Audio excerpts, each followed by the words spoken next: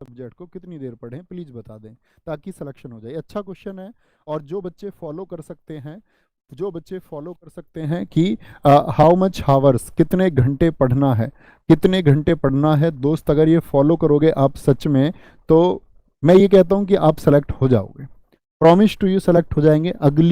जो मैं अगली 1 मिनट बोलने वाला हूँ ये आपके सिलेक्शन के लिए बहुत इंपॉर्टेंट है, याद रख लेना। देखो आपके एग्जाम में आपने मान लिया, आप उसी हिसाब से देख लेना वो सब्जेक्ट आपके में है या नहीं, या कोई सा और सब्जेक्ट होगा।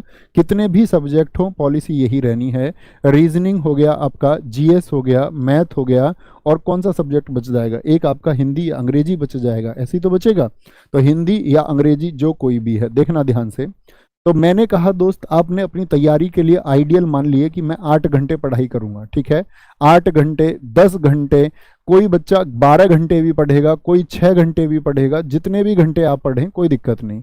बात यह है कि उतने में बात बनेगी या नहीं बनेगी, ठीक है। इतनी बात में कोई दिक्कत, अब ध्यान से देख लेना, ध्यान से देखना इस बात को कि दोस्त इतनी बात आप समझना कि जीएस के लिए आप चारों सब्जेक्ट जब बराबर आए, बच्चे क्या गलती करते हैं कि किसी बच्चे का मैथ अच्छा होता है, बोले गुरुजी मैं मैथ के क्वेश्चन बना लेता हूं, तो मैं उनसे अक्सर बात करता हूं कि मैथ आपका इतना अच्छा क्यों है। उसने बोला कि मैंने एक समय पर 3-3, 4-4, 5-5 घंटे मैथ को दिए हैं, ठीक है, क्योंकि रीजनिंग आसान विषय उसको बच्चे बना लेते हैं। फिर बात आती है जीएस की, जीएस मेरी कमजोर है, तो बच्चों से मैं पूछता हूँ जीएस कमजोर क्यों है, क्योंकि वो कहते हैं कि जीएस को हमने कभी उतनी शिद्दत से उतने घंटे उसको दिए नहीं। तो सबसे पहला रूल क्या है, सबसे पहला रूल तो ये है दोस्त, जितनी भी देर पढ़ाई करें तो चारों सब्जेक्ट में बांट लेना। 6 घंटे पढ़ाई करते हैं या 8 घंटे पढ़ाई करते हैं या 10 घंटे, 10 घंटे वाले बच्चे को मैं आइडियल मानूंगा कि ये 2.5-2.5 घंटे आप इनको दें, ठीक है। 2.5 घंटे जीएस को, 2.5 घंटे मैथ को, 2.5 घंटे रीजनिंग को, 2.5 घंटे हिंदी को। भैया कैसी बात कर रहे हैं, 2.5 घंटे हिंदी को, पहले मेरी बात सुन लीजिए सारी। तो क्या बोलेंगे आप, कहेंगे भैया हिंदी को तो 2.5 घंटा देने की आवश्यकता ही नहीं है, जितना पढ़ते हैं, एक तो इसकी क्लास हो गई, एक प्रैक्टिस सेट हमने इसका लगा लिया, तो 1.5-2 घंटे में तो हमको सफिशियंट लगता है।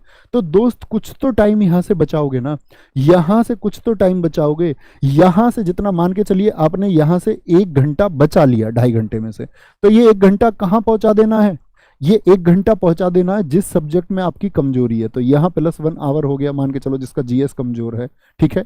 अच्छा भैया रीजनिंग के लिए 2.5 घंटे की मुझे जरूरत ही नहीं लगती, एक प्रैक्टिस सेट लगा लेता हूँ स्पीड मोड पे 2x की स्पीड पे, या कोई बुक है मेरे वहां से मैं प्रैक्टिस सेट लगा लेता हूँ रीजनिंग का, और तो भैया मुझको जरूरत ही नहीं, बस एक क्लास की जरूरत होती है रीजनिंग के लिए और एक प्रैक्टिस सेट की निरंतर। अगर मैं कहूँ इसके लिए भी आपको 1.5 घंटे यदि आप देते हैं, 1.5 से 2 घंटे, तो काफी होगा। फिर बचा 1 घंटा, उसको भाई इसमें मैथ्स को दे दो या जीएस को दे दो, इस तरह से देना है, ठीक है। तो समझ गए मेरी बात को, थम्स अप करिए। हम लोग क्या करते हैं, गलती ये करते हैं कि हम लोग मैथ को पढ़ रहे हैं 4 घंटे, ठीक है, तो मैथ तो अच्छा हो ही जाएगा, ये गलत तरीका है। फिर बाकी सब्जेक्ट का रेशियो बनाइए, जो सब्जेक्ट अच्छा होता जाए, जिन लोगों का मैथ अच्छा है वो मैथ को एक प्रैक्टिस सेशन बनाते रहिए, अतिरिक्त मैथ करने की जरूरत नहीं है आपको, बुक से बना लीजिए। तो समय आपको उस सब्जेक्ट के लिए बचाइए जो आपका कमजोर है, उसको कमजोर मत रहने दीजिए, ठीक है।